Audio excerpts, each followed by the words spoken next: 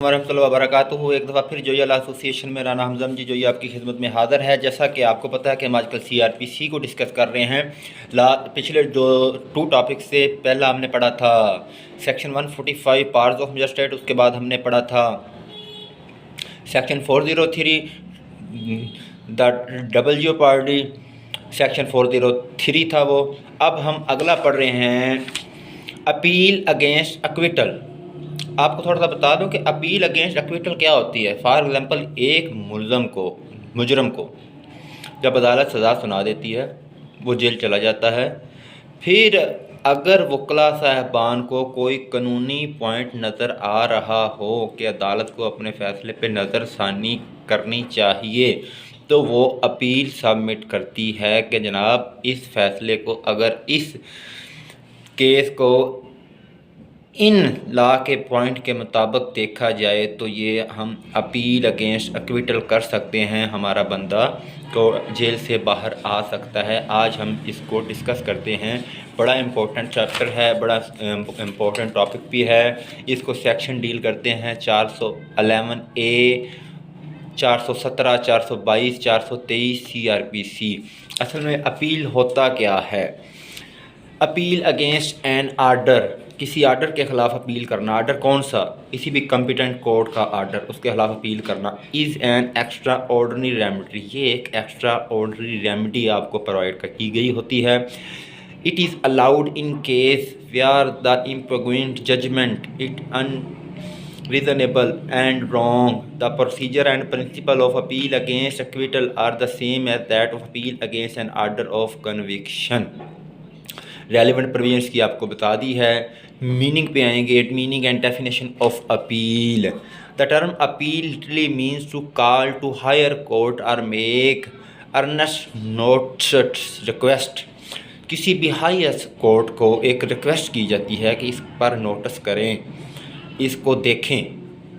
It is the right of carrying a particular case from an inferior to superior court with the view to ascertain whether the judgment is sustainable. It can be denied and proceeding taken to rectify an decision of a court by bringing it for predomination before a higher form.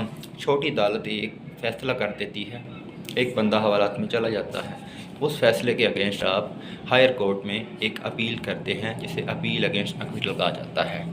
Appeal against order of acquittal, it may be divided into 2 categories. इसकी 2 categories हैं जिन पर इसको divide किया गया है। Number 1, appeal against an order of acquittal pass by high court under section 411 के तहत high court में की जा सकती है। Appeal against an order of acquittal pass by any court other than high court, जो अदर देन हाई कोर्ट की होगी वो अंडर सेक्शन 4017 के तहत की जाएगी। आगे आ जाता है, इनकी डिटेल की पढ़ने की ज़रूरत नहीं है।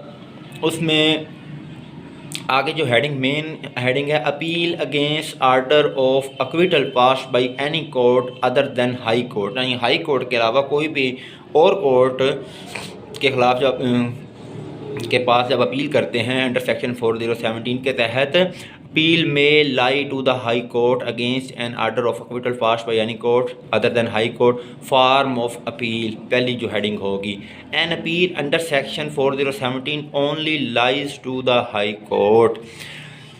आगे इसका पॉइंट 2 कहता है, who may appeal under section 14 following may appeal under section 4017 provincial government कर सकती है, कंप्लेनर खुद कर सकता है, एनी अग्रीव्ड पर्सन कोई भी मुतासरा शख्स कर सकता है।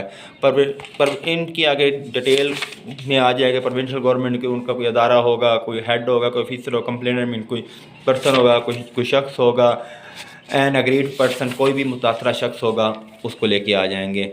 नोटिस टू अक्यूज़, जो अक्यूज़ होगा उसको अंडर सेक्शन 422 के तहत नोटिस सर्व किया जाएगा। Powers of appellate court in an appeal against acquittal 40427, in disposing appeal against acquittal appellate court may order the following point इसके हैं, dismiss the appeal or reverse such order and direct further inquiry be made, direct the retrial of the accused or send the accused for trial to the court of session or high court, find him guilty and pass sentence according to law। फिर इसको conclude कर देते हैं जी। ये था appeal against acquittal against order क्या होता है, किस तरह होता है। तो मेरा ख्याल है कि ये बहुत इम्पोर्टेंट टॉपिक भी है और बहुत आसान भी है। इसमें कोई इतनी बड़ी बात, मुश्किल बात नहीं है कि जिसको मज़ीद डिस्कस किया जाए।